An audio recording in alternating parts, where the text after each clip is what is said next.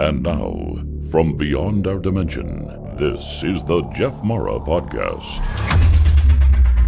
Here's Jeff. My guest is Gary Wimmer, musician, actor, author, professional psychic for over 40 years, spiritualist, and clairvoyant, who had a near-death experience back in 1977 that revealed the unity that underlies all things and still profoundly affects him to this day. Gary, thank you so much for coming on the podcast, and welcome. My pleasure. I'm honored. Well, thank you. Gary, if you don't mind, let's just start on the day that your NDE happened and go from there. Okay, well, I'll give you a couple days before then because it kind of built up. All right. Now, I'll give you a little bit of history about why this affected me and so forth. I'm the third of 7 sons. I was raised Catholic. I knew the whole Mass in Latin by the time I was 12 years old, Catholic school. Always questioned God. Went through puberty and really started questioning it with the Catholic Church, especially. Went to college, started at the insistence of some friends. They turned me on to Edgar Cayce, Ruth Montgomery, some psychics. I started reading a lot about Cayce. First time I could get a grasp of what God really might be or is or could be, I started giving readings in the early 70s with regular playing cards. I did a little tarot, a little palmistry, but mostly just regular playing cards. I learned a couple simple techniques, and I started giving readings a lot. I had an insatiable curiosity about life, the universe, who we are, why we are, what we can change, where our power is. Why does this happen? Where's the complaint department? Blah, In 1977, I quit a band. I needed some time off the road. And I started all of a sudden going through this phenomenal change of consciousness. I started hearing within 24 hours, people around me, what they were thinking, my roommates. I started picking up who was going to call on the phone next instantaneously. I noticed like my roommate would walk in reading the paper and I could read the headlines through his eyes. And this started scaring me. And within 24 hours, it started really amping up. I had no idea why. I had no idea what I was going through. If there was a button to cut it off, it was just overwhelming. And by the second, third day, I couldn't even remember what normal life was like. Everybody on the street I would pass, I'd pick up their thoughts, their feelings. And it got so it was very haunting, but very powerful at the same time. I've never been so terrified, but never felt so empowered. The strangest tightrope of realities I could ever imagine. But there was a lot of strange things going on that I could do that normal people just don't do. For example, I could sit in a bar and imagine myself outside and see the people walking in and describe them to somebody before they came in the door. I was at a restaurant one time and because my friends were concerned about me, I wasn't acting normal. And I told a friend, I said, watch, he said, how you doing now? What's going on? Because he was curious, he'd seen me go through this. This is about day 3 or 4 of this escalating psychic ability. And I said, rather than explain to you, I'll just show you. And there's 2 ladies over there in the far corner of the restaurant. And I asked him, do you know either of those? No. And I said, well, I'm going to have the brunette write me a letter. What? I said, I'm going to have the brunette write me a letter. Very harmless, little meanie. We were eating dinner and my roommate forgot all about it, my friend. About 20 minutes later, the 2 ladies walked by and the brunette threw down a napkin on my table and she had written in big, bold letters, why are you doing this to me? I had so many incidents like that by about like I said, the second, third, fourth day, I had no idea what normal life was like. It was millisecond awareness. Everything was symbolic. Whether it was something going on the radio or something I was seeing, or it was always talking about higher consciousness, whether it was mine or the whole universe. That seemed to go on more and more intensely. My roommates were concerned, my friends were concerned, and I was very, very concerned. The book I wrote, A Second Eternity, describes a whole lot of these incidences. Bottom line, it built up to a point that I was absolutely terrified. And after 8 days of this, I left my house. I had to go somewhere. I just couldn't stand the claustrophobia. I didn't have a car that was working then. So I was going to go walk somewhere, thinking about maybe walking over to my girlfriend's house. It was 8 miles away, and I hadn't slept in 5 or 6 days, or hardly at all. And I was dealing with this intensity. So I'm racing down Guadalupe Street here in Austin, and I had it. I was terrified. I couldn't take it any longer. I was crying. I was screaming. I was praying. There's people all around the street looking at me, observing me. I did not care. I just begged the universe, begged God, help me. I can't take this anymore. And all of a sudden, I felt this incredible warmth. And I opened my eyes and I looked up, and there's this huge light right ahead of me, right over me, a certain number of feet. I remember if I had a ladder, I could stand up and touch the darn thing. It was a fixed amount. It was as physical as anything I've ever seen. I looked around, all these people who'd been watching me, they didn't see this, or they didn't acknowledge it, and I didn't care. For a week, as I was going through this, I felt these guardian angels watching me. I didn't see them, but I felt them, and they gave me a certain sense of security. And I either called them the monitors, or they said, "Hey, call us the monitors." I forget, but somehow they got termed the monitors. Now, as I'm standing in Guadalupe Street, looking up at this powerful light, it turned into like a crystal table, and these 7 monitors were right looking down at me, and this light was coming down from their hands. And of course, none of these people around me saw it. But I looked up, and all of a sudden, my fear was completely gone. This intense fear just disappeared. And they said, "Do you trust us?" in one big solid voice. And I said, "Well, of course. I mean, you understand what I'm going through. I don't. What's happening?" Started talking. He said, "Do you trust us?" And I started questioning some things again. I said, "Do you trust us?" And meanwhile, I've noticed some people around me looking at me because I'm having a conversation with an empty sky as far as they can see. But I didn't care. I went from the most terrified, lost, confused any individual can be to feeling some sense of warmth, protection, comfort, and fear just disappeared. Long story short, within a couple seconds, I was hit head on by a speeding car. I was outside my body, watching my body get tumbled by the car. I was going out like the surface of a balloon, expanding in all directions, not like an arrow, not like one, just expanding, expanding, expanding. My body, I saw it down on Guadalupe Street, but became pretty indifferent about it rather quickly. As I expanded psychically, spiritually, my body's on Guadalupe Street. I saw the whole earth from 360 degrees, North Pole, South Pole, all the way around. Then I saw these planets going inside of me. I was getting bigger and bigger and bigger and bigger and bigger. I went outside the whole solar system, then the whole universe. I crossed over the edge of this universe, and it felt like a thought rather than a big creation. Then I realized that the whole, what looked like a star-studded sky, was all universes. There's an unlimited number, and I just came out of that one, and now I see all these other ones. I had no idea of myself anymore. I had no idea of Guadalupe Street. I had no idea of being hit in the car. It was pure sensation and beautiful, absolutely beautiful. I've never experienced anything so beautiful in my life. But all these universes kind of spun into what they describe as a tonal light. That's a pretty good example. And I felt like I was going through it, silver clouds going around, feeling pure, beautiful sensation, no fear at all, absolutely no fear. That I left as soon as I saw the monitors. In fact, when I was talking to him, I said, "You're the monitors." And they said, "Yes, yes, we are."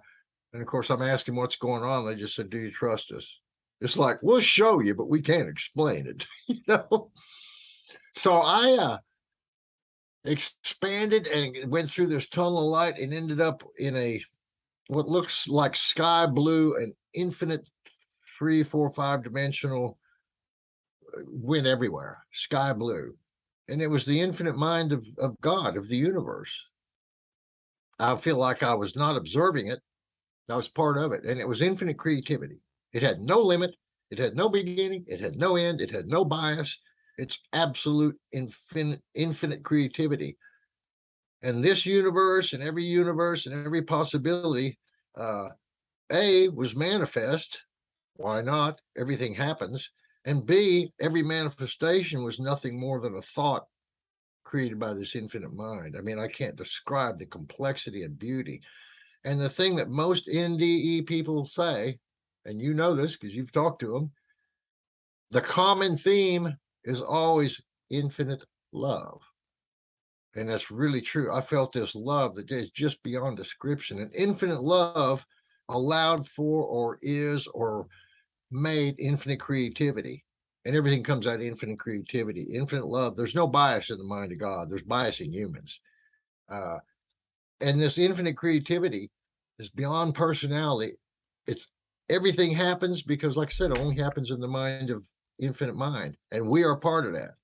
And there's no accidents. There's no coincidences. Everything happens by cause and effect, including this universe and us being here.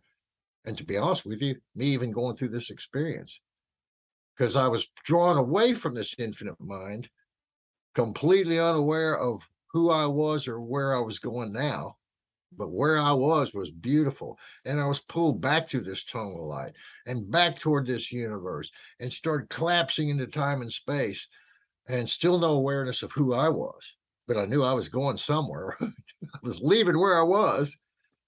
And then I saw all these flashcards, as I was explaining to you in our little talk earlier, all these flashcards I saw about terrorism and war and global warming and flooding and starvation and anger and, fractures in our societies and our systems. And it terrified me. But I saw it, and I saw through those flashcards, I saw the next 100 years on this planet. Many of those things have already come true. 9/11, COVID, a lot of wars, terrorism. Then as I got closer to my body, not knowing I'm still heading to my body, I saw another series of flashcards, and it was about the future world ahead. Beautiful, empowered, enlightened, the age of Aquarius, the age of true love. Well, where we are and where we're going and need to be, there's a big gap. There's a big difference. And that's the transformation we're going through now that some people call Armageddon, some call the Great Awakening, the Age of Aquarius, Second Coming, you name it. This is a very unique time in history. And I saw this 45 years ago. And when I was traveling in Europe, I'm a musician. And on 9/11, when that second plane came through, I was watching it on TV. I realized I'd seen that 24 years earlier. I had seen COVID, didn't know what it was. It looked like a globe, the earth, getting covered in ink, and ink started seeping around like oil. And I saw that 45 years ago. But about 2 years ago, I realized, oh, that was COVID. So I've seen a lot of these symbols. They came as symbols. They came as signs. I can't predict them all. I certainly can't prevent them. But I feel very, very, very lucky for A, having had my experience, and B, being shown this in advance. As I said earlier, I'm still in the blender like everybody. I'm going through the social, political, economic, climate change challenges just like every human being on this planet. But as I was coming back, I saw that, yes, there's a big transformation, and yes, there's a better world coming. And then I saw my body laying on Guadalupe Street, people screaming and hollering, this red-haired guy hanging over me, shocked, terrified. And it's the first time I realized who I was. And I jumped back into my body. This is, again, back 45 years ago. Well, I'd just been to heaven. The most beautiful experience anybody could ever go through. This little accident didn't bother me at all. I felt no pain. I felt... I wasn't hurt at all. There was no blood. There was no broken bones. The car's half totaled. But I just been to heaven, and I jumped to my feet and started talking to people. It scared the shit out of everybody, excuse my French. Because all they saw was me talking to me crying, screaming, praying, talking to something that ain't there. Long story short, hit by a speeding car. And then all of a sudden, my body's out in the street. People scream, holler, run up. And then I jumped to my feet and tried to explain to people what just happened. That didn't work. They were calling ambulance and police, and everybody was coming. I said, how the hell did you not get hurt? Well, as soon as I tried to explain that, that didn't make sense either. I realized I had been gone through leaving my body, going to infinite mind, which I never even knew was possible, never even thought about it. This is 1977. Even though I was psychic, I had not read books about near-death experiences, and I did not know the term. So I just had the most profound one anybody could have. Came back into my body a second later on Earth time, just a couple seconds. That's why I named the book A Second in Eternity, because I was just gone for a second of Earth time, but it felt like infinity.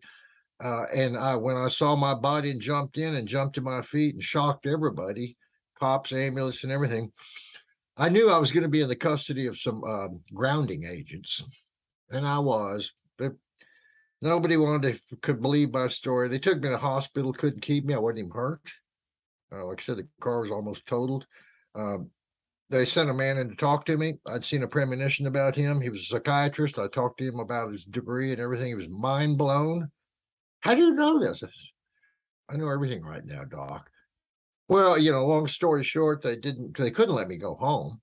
I wasn't hurt, but they couldn't let me go home because of what I was talking about, what I was experiencing and so forth. And they explained that to me, and I said, I don't care. I've just been in heaven, man. You do anything with me you want. I do not care. I can't do anything about it anyway. So they put me in jail till they could get an order of protective custody and go to some mental hospitals and so forth, which didn't bother me at all because I wouldn't have believed me. And had I seen me jump up after being hit by a car and said, well, I didn't get hurt, and you guess where I went? Of course I wouldn't believe me. But I went through it, and that changed my life. That absolutely changed my life. I saw infinite mind. I saw the power that we could bring to ourselves.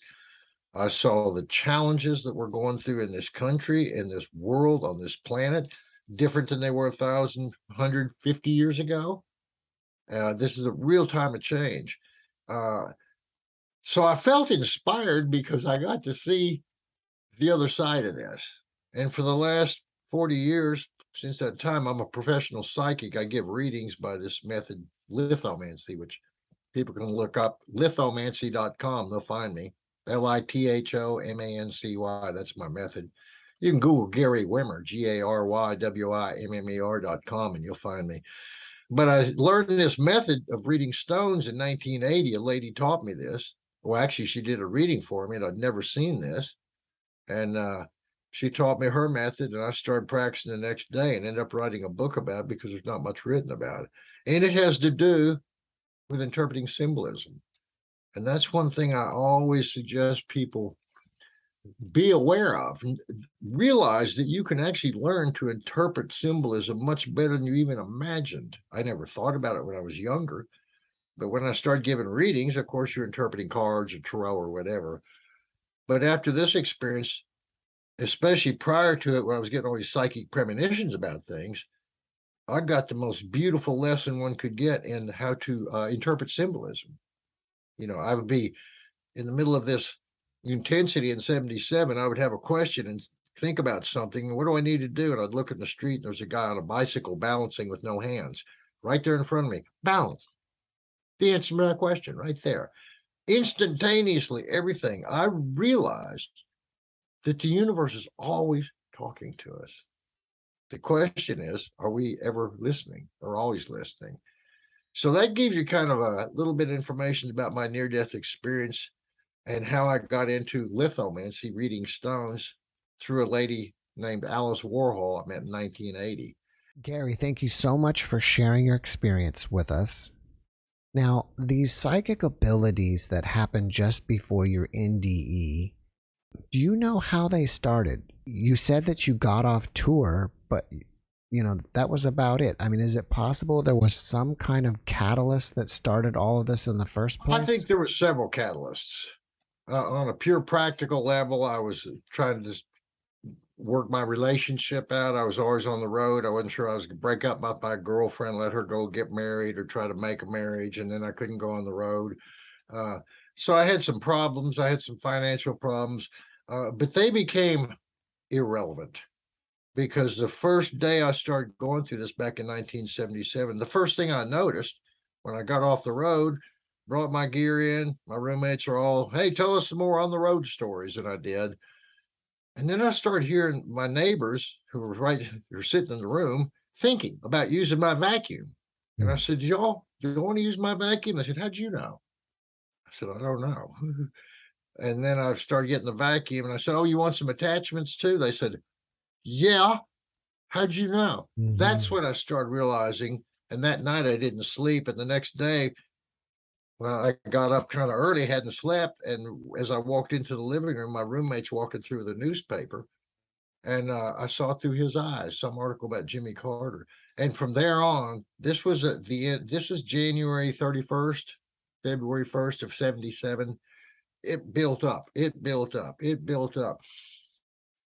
There was no button to turn it off. I had no choice. I didn't know what to do. I didn't understand it.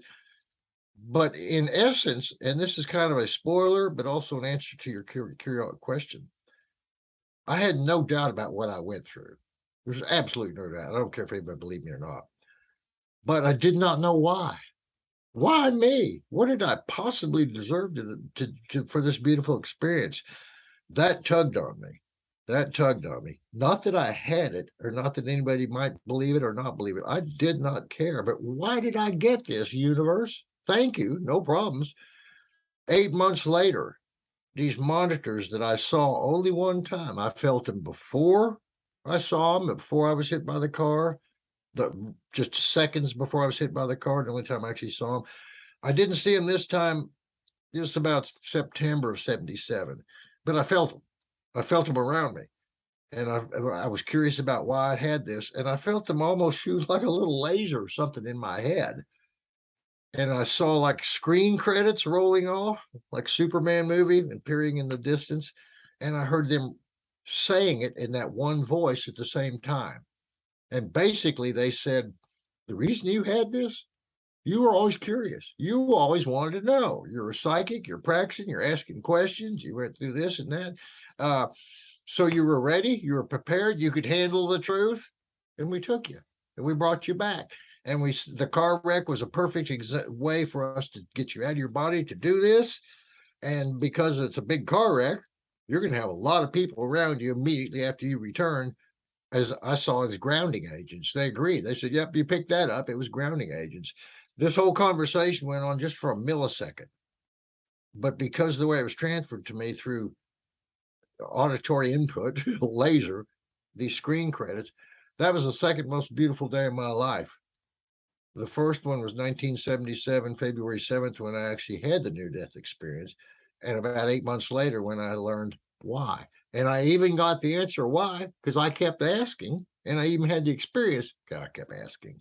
So curiosity does wonders. Did you ever happen to see the angels? And if so, what did they look like? I saw what I thought were guardian angels. They didn't have wings. Like I said, they called themselves the monitors because I could feel them kind of watching me as I was going through this insanity, this week of, heightened awareness. And I'll give you an example of that.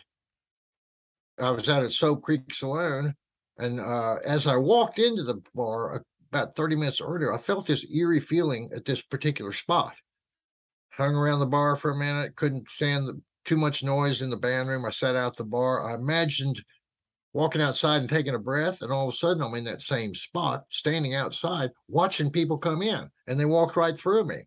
And opened my eyes. I'm still at the bar stool, but the door opened and the people walked in dressed exactly as I'd seen.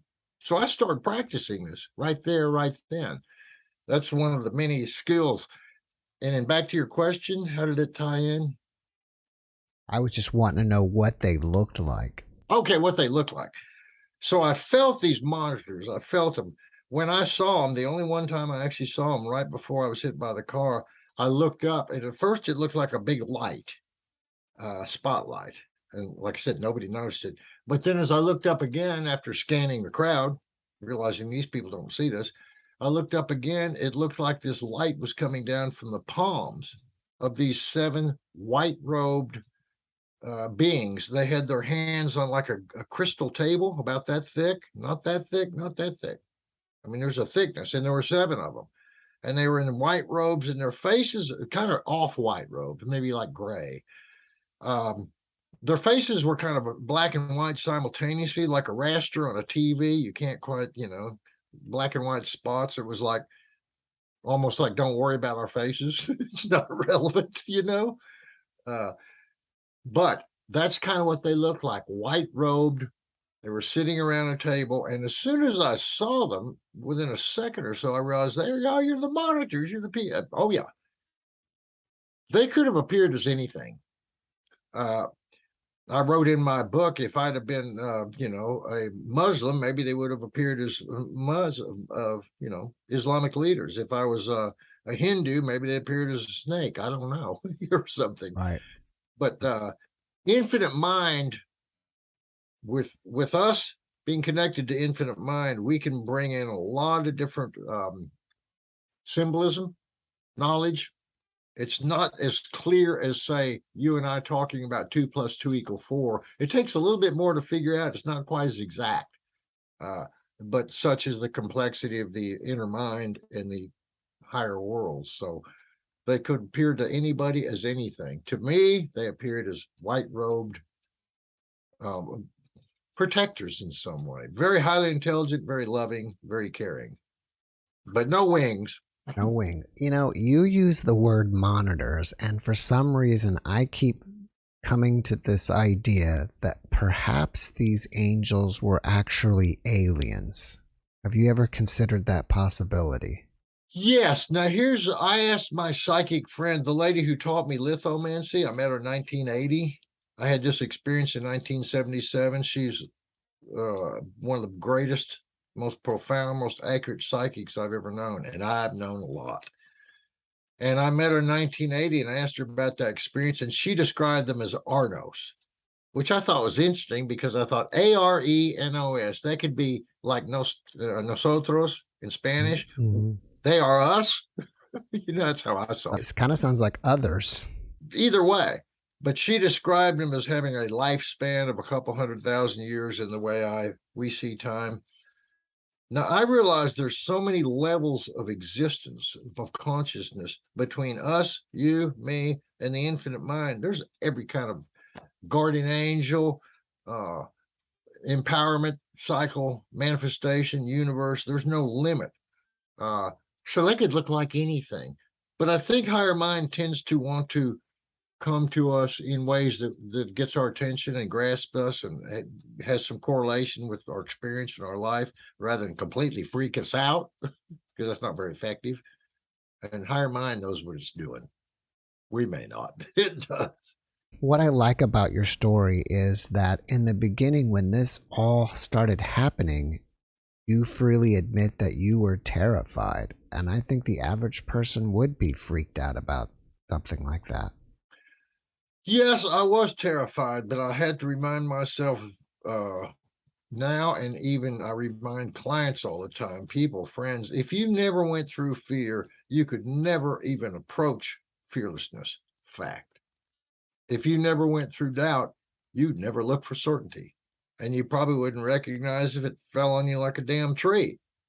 So everything we go through can teach us something. Yeah, I went through a lot of fear then, but it didn't kill me. Could have, If a head-on collision in a car don't hurt me, doesn't even hurt me.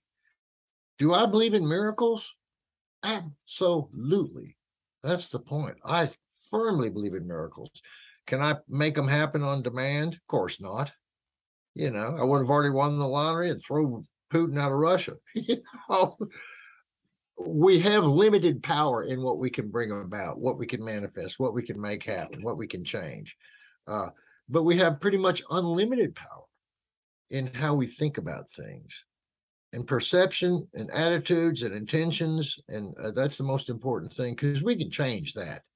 We can't change our genes. We can't change the world. We can't change history, but we can change the way we look at it. And the reason I say that's so important, because you could have everything in your life going for you and be angry, miserable, pissed off, whatever. Or you could be in Ukraine and out running a bomb and be eternally grateful to the universe and God for saving your life. We think it's our situation. It's the way we look at it. And that's true with everything. And I always encourage people, You have to upgrade yourself. You have to change the oil in your car or it'll burn up the motor, right? Well, it doesn't drive itself to the shop. We have to be proactive. We want to change our oil in our car or our way of thinking. We want to advance. You got to make a decision and you got to practice with anything in life. But if people make a decision to grow, to evolve, to see everything they've gone through in life and everything they will go through and are going through, if they choose to see that, it's how much it can empower them, show them, help them grow, help them overcome fear, then you're in a winning advantage. If you look at everything like it's screwing me over again and, life's kicking me in the butt, you'll see confirmation of that. Perception, how you perceive things means how you make the next decision in your life or how you react or act to the next situation. It's all in perception and it's all in attitude and intentions. Intentions are number one. You can fool the whole world, but you cannot fool your higher mind and the universe with your intentions. They matter. So that's kind of my philosophy on where power is within ourselves. And I urge everybody to meditate. Learn to cut off your constantly talking, and I know this well, I'm a constant talker, a logical mind.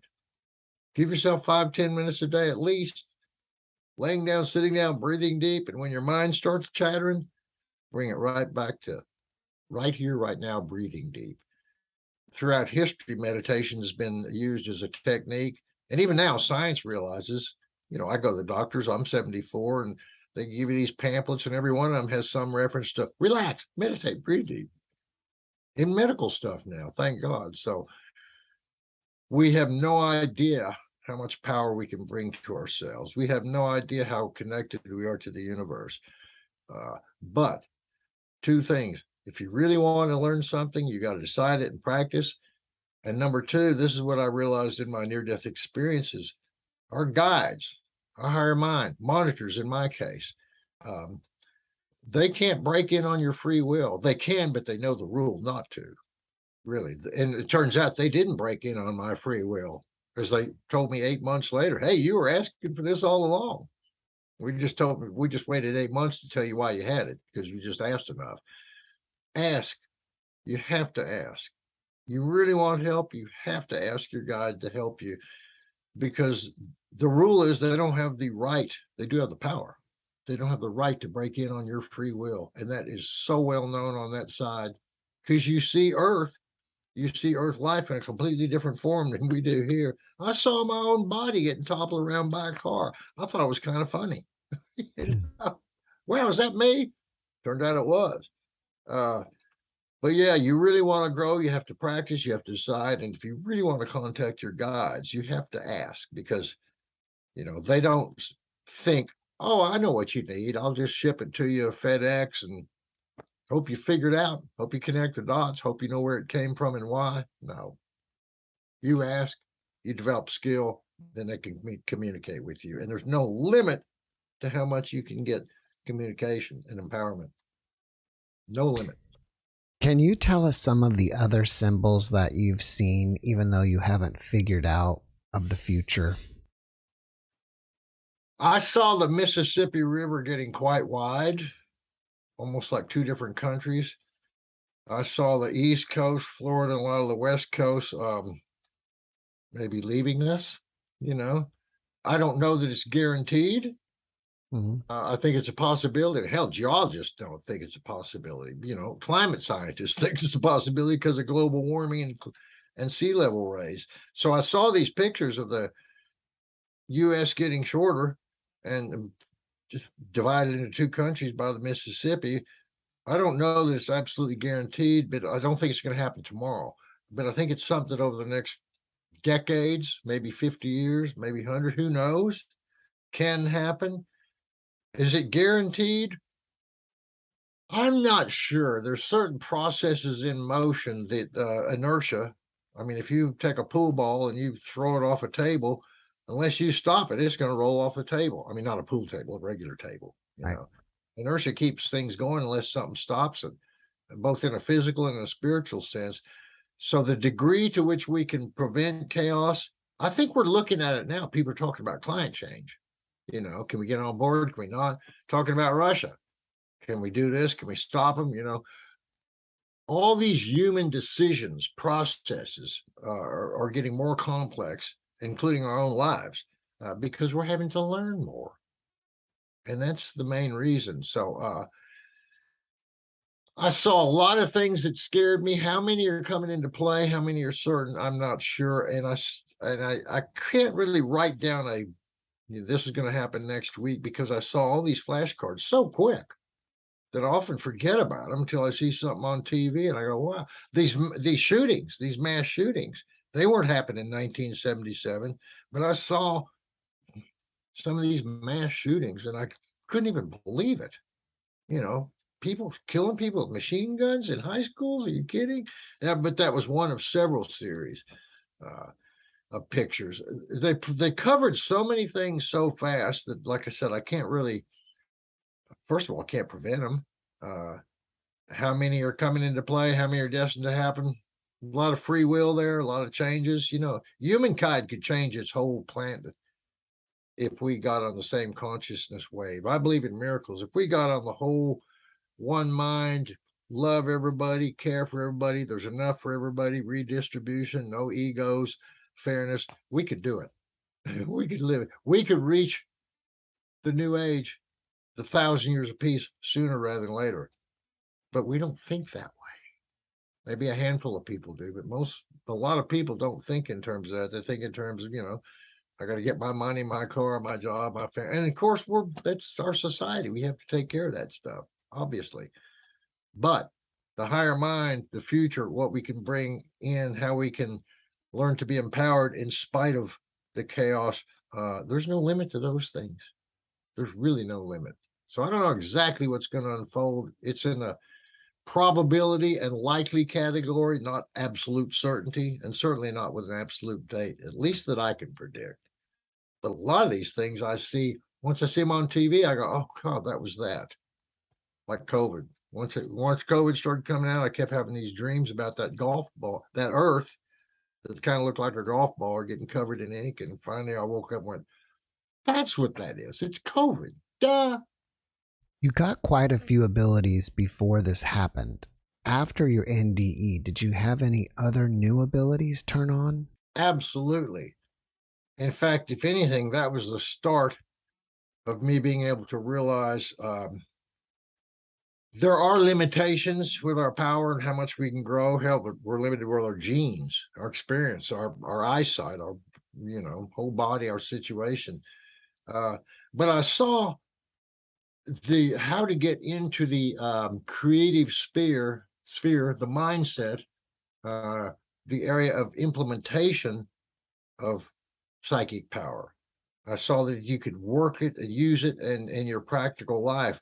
I've since that day, like I said, I was a musician and I had a crappy voice, and that was a big challenge to even find bands to work with in Austin, which was becoming the music capital. I moved here in 1970 because I served as a conscientious objector for Vietnam out at the Austin State School, but also knew that Austin would be a musical capital.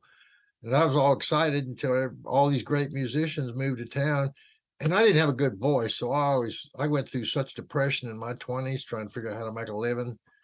At 33 years old in 1980, I started teaching myself piano. I played a little bit before, but spent 3 or 4 years learning piano 12 hours a day, and then talked my way into some piano bars. And I became a soloist with a crappy voice and a good attitude. And that worked. It's what you can do. It's always about what you can do, not what you can't change. And what you can do can change. I had no idea that I could actually make a living in music, but seeing those possibilities in my near-death experience, I saw myself playing piano in different places. I saw myself traveling to Europe. In 1977, I could barely get a gig, But I worked on ways to make myself a solo entertainer, and it worked. And would I have done it had I not seen those pictures of possibilities? I'm not sure. Probably, because I didn't want to work. I was an electrical engineer. I definitely didn't want to work 8 to 5 in the defense industry. And that's all there was at the time, which is one reason I decided to go, screw that. I'm a conscientious objector. I'm opposed to Nixon. I'm opposed to the Vietnam War. I'm gonna do sex, drugs, and rock and roll. Sorry, that's the direction I'm heading. And I certainly went through that period, you know. Can you give us some tips on how to help people increase their own psychic abilities? Absolutely. First of all, you've got to give yourself the right to believe you can do it. Just like if you want to hit a home run or hit the baseball, uh, none of us can tell the pitcher where to throw the ball, you know. How do you do it? You get a big bat, a big attitude. You decide you're going to grow and evolve. You have to, because otherwise you don't take the next step of practicing it. Number two, I think the easiest way to kind of comprehend your own psychic ability and how to read the signs is, at least if for nothing else, you got nothing to lose, except the possibility that the universe is always talking to you and that there's always symbolism. Now, I went through it 24 hours a day for 7 days back in 1977. You don't need to go that extreme. I just practice a little bit a day. Number three, meditate. Learn to turn your logical mind off. 5-10 minutes a day, breathing deep. When your mind wanders, bring it back to right here, right now, breathing. Those are a couple ideas. Simply ask your guides to help you. That's very important, because, and I realized that more and more after I came back from my near-death experience, there's infinite mind, infinite power, infinite guardian angels. But again, you have to ask, because otherwise they're forcing their way on your free will. Maybe you want to believe the earth is square or life is hopeless or whatever, you know. So the choice, attitude, techniques, intentions, follow through, that sort of thing is a very important. And if you make those choices within your own mind, that you can hit the baseball or grow or evolve or learn to play the piano or whatever, increase your psychic and spiritual ability. Decision first, follow through with practice, then don't be surprised if you'll start learning stuff. There's 1,000 books on how to read symbolism, but you can allow yourself to learn just by you and your own guides. Ask for help. Ask them to show you stuff. Once I realized how true and how real higher mind was, guardian angels, God. Like I said, I was raised Catholic and it always seemed pretty nice, pretty helpful, but it was something that's kind of imaginary. I couldn't put my finger on it, you know. After that experience, it's not imaginary. In fact, it's so crystal clear. This is the cloudy world. This is the confusing one. This is yin and yang. This is being pulled that way and pulled that way simultaneously. This is the real world of challenge, of crisis. But how else would you learn? If we never went through some changes, just like evolution, if it never went through some quirks, there wouldn't be a human species. You know, if we didn't go through changes, a lot of times we wouldn't learn a damn thing. We'd be dumber than a rock. And there are no accidents. There are no coincidences. Everything is cause and effect, I believe. So if you use cause and effect on yourself, make a new cause, make a new effect. I'm going to learn to play the cello. I'm going to learn to connect with my psychic ability. Make that choice and practice. Don't be surprised if you gain skill. It's pretty much a direct correlation. Do you feel like when you are on the other side that it's more real than here, like hyper real, and this is the dream? Absolutely. Absolutely.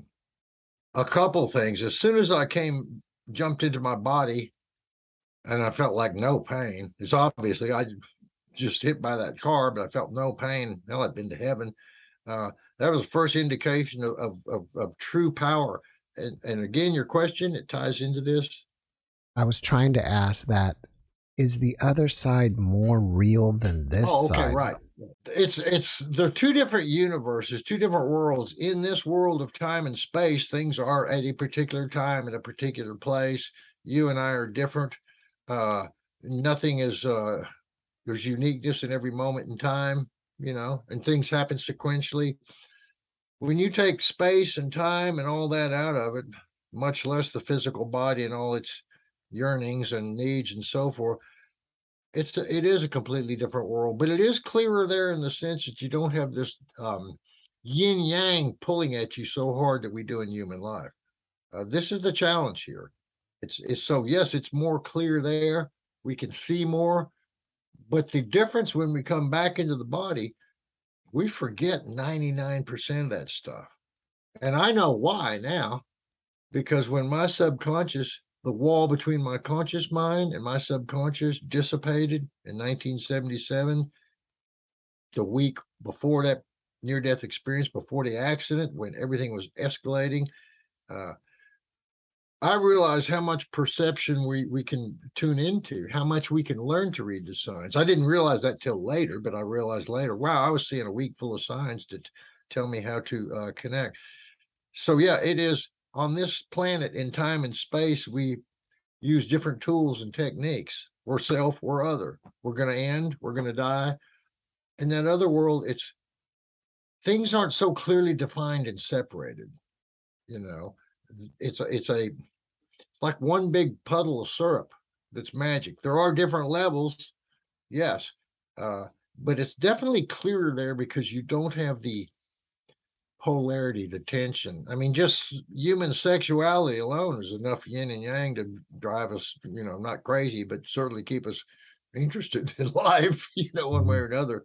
Yes, it is clear out there, but it's so radically different that clarity has a different meaning too. When you were on the other side, I think you said that you saw infinite universes.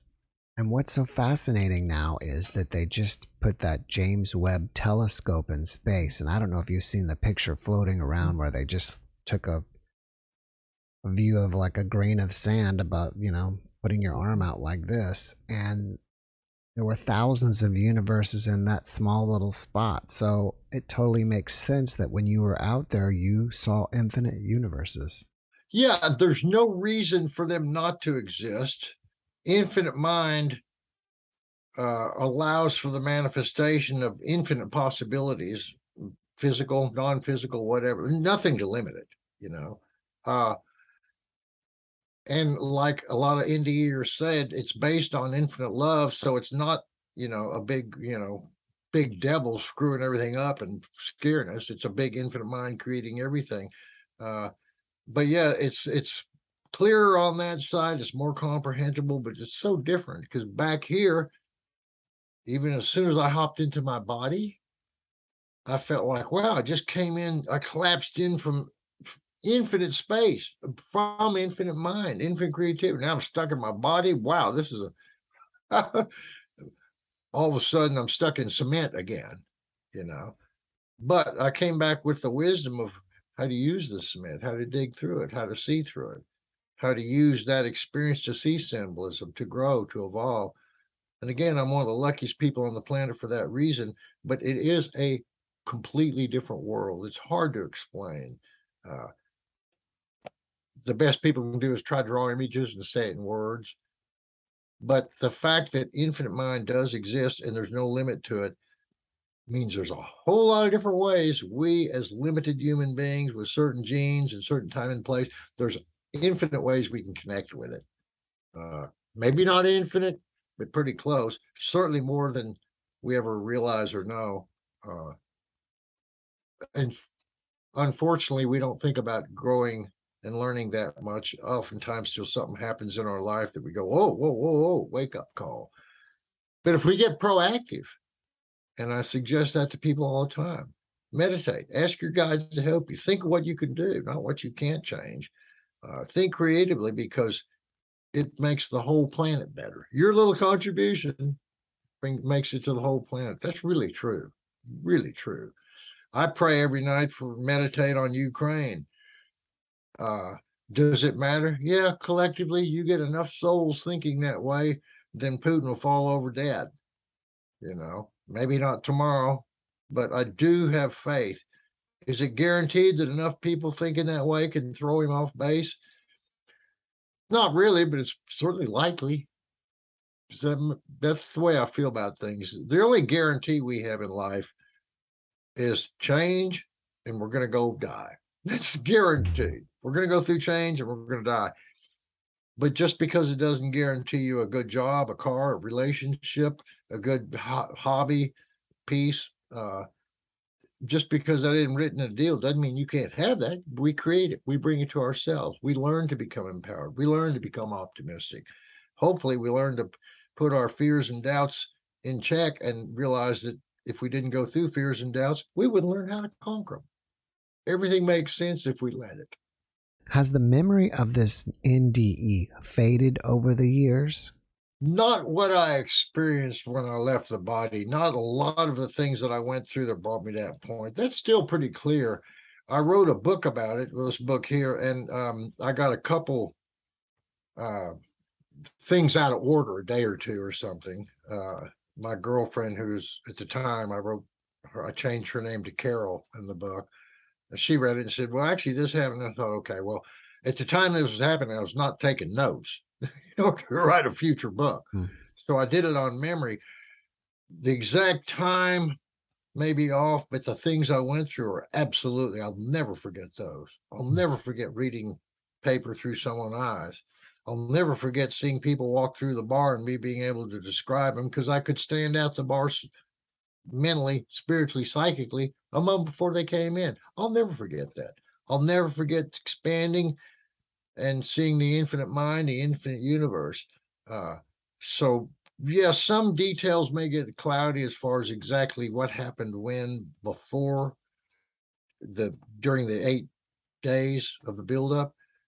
But what I experienced from the car accident onward, it'll be crystal clear forever. It felt like it went for infinity. It felt like I was gone for infinity. But I was moving through time and or moving through higher consciousness rather quickly. My whole experience, which felt like eternity, only took a second or two of Earth time. So I didn't stay there for weeks like some people do. I always felt like I went from the basement through the whole highest level, all the way to the sky and all the way back in a matter of seconds, as opposed to a gradual trip and stopping along the way, or, just going on for days or weeks or hours. Quick and fast, and I kind of like that. I got a very condensed, quick version of it, but the depth of it, what I remember, what I experienced, what I learned, that could never fade away. It just cannot fade away, because it's the most profound thing I've ever experienced.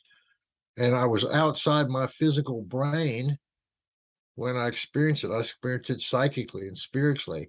When I came back into my body, one of the first things that occurred to me was, wow, that infinite universe is only a millisecond of a dimension away from where I am right now. But right now, I'm stuck back on Earth with these people screaming at me, terrified of the car wreck. And me, I feel great, eerie, a little confused, a little lost, but I've never felt so empowered, inspired in my life since that experience. And I've learned to put it into play. That's the important thing. And that's what I hope to impart to your folks. You don't have to have an NDE to increase your spirituality and consciousness. If anything, us NDEs are saying is never fear death, period. Just don't fear it. God's not going to take you to your most vulnerable spot and screw with your head, flip a coin, heaven or hell. Come on. This is our challenge. This is our challenge, not out there. I think one of my favorite things you said today was that the universe is always talking to us. Mm-hmm. Absolutely. The question is whether we listen, because we are still connected to infinite mind. Always look at it this way. We have our conscious mind. We have our subconscious, which we don't tap into much, but it throws us ideas and so forth. And then there's a superconscious, which is God and infinite mind and so forth. So yeah, we can tap into that more than we realize. We can grow. We can learn to use it in a practical level. But again, it's a choice to do that. If you don't choose to do that and exercise it and practice it, you kind of stay where you're at. All right, Gary, you have 2 books, A Second in Eternity and Lithomancy. Do we get those on Amazon, your website, or both? You can get them on Amazon and Kindle. They're both available on Amazon and Kindle. I might be doing a audio book on A Second in Eternity, but not yet. Second in Eternity is a story about my near-death experience the weeks before the week before, what I went through, the hospital, the psychiatrist, and what I learned 8 months later when I got confirmation that my own curiosity brought this about. The lithomancy book is sort of a textbook explaining how to read patterns of stones. There's very little written about this. I learned a lot through just practice. But you know what? People invent systems, they discover systems, and both, and they intertwine. The point is, any system will work if you let it work for you. When I was in Europe, I lived over there in the 90s, working as a musician, but a lot of people knew I gave readings. My friends, people to clubs and so forth, and a lot of people in the audience once they come to hear me several times. So a lot of times I'd have people ask me for a reading and I wouldn't have my set of stones with me. They'd be at my girlfriend's house or some other place. So I started just giving people readings with whatever you like. Take them up to my apartment on a table, start putting stuff out, trinkets, an earring, a coin, an ashtray, a glass of water, arrange them in some order. I'm going to go get a glass of tea, come back in 2 minutes. I'll just look at this stuff on the table and I'll read from that. So yeah, I learned to read from everything because I know it's possible and I practice it. Now, somebody else may not either believe that or know how to do it. It doesn't mean it can't be done. It just means you don't believe it and don't know how to do it, you know? So, again, I learned a lot of how to read symbolism in very free form ways. And I do that all the time. 10 years ago, I misplaced my keys, driving me crazy, looking all over. And then I decided, okay, higher mind, synapses, my soul, infinite mind, y'all get together and figure this out. I'm going to go about my day. I'm not going to waste another second looking for my keys. Just present them to me. Not sure it'll happen, but if I ask, it might. Walked back from my office into the kitchen, poured myself some coffee, looked over, and there are my keys behind the microwave. I dropped them out of my hand. And as soon as I picked them up, and this is because I asked my guides to talk to me. As soon as I picked them up, my guide said, well, the keys can't walk, but your system works. And from that 10, 12 years ago, I never go look for stuff that I misplace. I think about it and I stumble on it sooner rather than later. Why shouldn't life work that way? Why shouldn't we be able to create miracles? Why shouldn't we be able to work on a more efficient, effective, psychic, spiritual level and get the practical results of it? Because to grow spiritually and psychically and mentally and emotionally, you're not doing it to get a better seat in heaven, hopefully.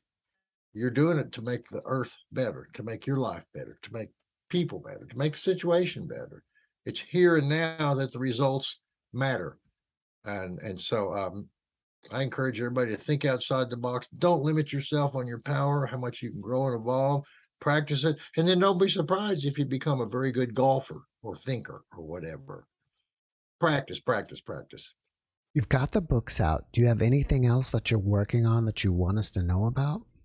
I do a fair amount of interviews like folks like you. I speak at some conventions. I'm speaking next week in Round Rock, Texas. A mutual friend of ours, Sterling Meyer, is going to go with me. So I do some events like that. I do give readings. I do record the readings. So if someone's interested in reading, please contact me. I'm pretty good deal. I charge $60 for 30 minutes, $75 for 45, $90 for an hour. I record the reading. I've got a lot of good reviews. You can read about me on Google or Yelp, Gary Wimmer. So that's what I do now. I no longer play and travel and play music, and thank God, because I got tired of hearing myself sing about 10 years ago. And I asked my guides, I'm playing solo, I'm getting older, I'm lugging all this gear around. I'm through. I'm going to give up music and I'm going to go full time to doing readings. And it's worked out a lot good, a lot better than I thought. And I miss playing music, but I don't miss lugging the gear and booking in the heat. You know. You said your website is lithomancy.com. If people want to reach out to you, is that where they should find you? Yeah, they can find a lot of information on that. That's LITHOMANCY, just like the book, lithomancy.com. My main website is GaryWimmer.com. But I've also been an actor and a writer and a musician. And so you'll see on my main website, you'll see actor, writer, musician, and psychic. And you can click on the other fields or click on psychic and you'll get back to the same place, lithomancy.com. It's got a lot of information there. It's got my contact information. It's got links that you can see interviews and so forth. And you can definitely book me through there. I suggest people email me. My phone number is posted and I'll repeat it here, but I get so many telemarketing calls. You have to leave a message. You can call me at 512-707-0836. But leave a definite, clear message with your name and email. But the best thing to do is email me, GW@GaryWimmer.com, GW@GaryWimmer.com. And you can find all that information on lithomancy.com or GaryWimmer.com. After watching this podcast, people may want to ask you questions. Are you open to that? It depends. I mean, I have some people sometimes that want me to explain a whole lot of things and text it to them and so forth. If they really want to have some questions, write a simple question, I'll answer it. But if people want very elaborate questions, that's what I do readings about. And I record them, and so we can cover it that way. It depends on the question, the depth, and so forth. But the most effective way for me to help people is to do a reading for them. Because when I do a reading, I don't ask any questions about people. I don't want to know their whole story. All they have to do over the phone is say drop. And I drop these 16 stones, like here, charge them up in my hand, drop into a circle of leather that I read like a clock over 12 weeks. I record the conversation. I email them a link. Nobody can tell you everything. And you do have free will. No matter what I say, you can move to Idaho tomorrow, but you probably won't. And maybe I would see it. Oh, you're going to move tomorrow spontaneously. It's an art. It's not an exact science, but I have a lot of good reviews. And my intentions are to empower people, not to take people's money or scare them or confuse them. In fact, if anything, it's to tell them how not to be terrified and how to overcome confusion, and how to become empowered. And on a very practical level, how to deal with their situation. So I don't ask people a bunch of past history and return it back to them. I like to start just cold and with me speaking. And I get a lot of good reviews because of that, because I'm not depending on something I consciously know. All right, Gary. Well, before we finish up, can you leave us with one last positive message? Yes. We're going through tough times. We're going through a lot of change. No secret. It's obvious. But there is light at the end of the tunnel. There really is. And if we never went through these changes and challenges, we have to fix our systems, and we're getting a good education in what needs to be fixed. So stay inspired. Use your power. Meditate. Grow. Evolve. Don't limit yourself on a personal level, because every bit you grow personally brings it to the whole planet, makes the whole world better. Your contribution to higher consciousness does matter, period. Gary, thanks for that message, and thank you again for hanging out with me today. I really appreciate you, and I wish you the best. Thank you. So honored, Jeffrey. I really appreciate your time, really appreciate your energy, and love your smile, love your vibe, love what you do. So thank you so much. Thank you. Thanks for watching the JeffMara podcast. I really appreciate you. Another way to show support is through YouTube memberships. And if you do, there are loyalty badges and other perks depending on your level of membership. All you need to do is click the join button underneath the video to find out more. Thank you for your support.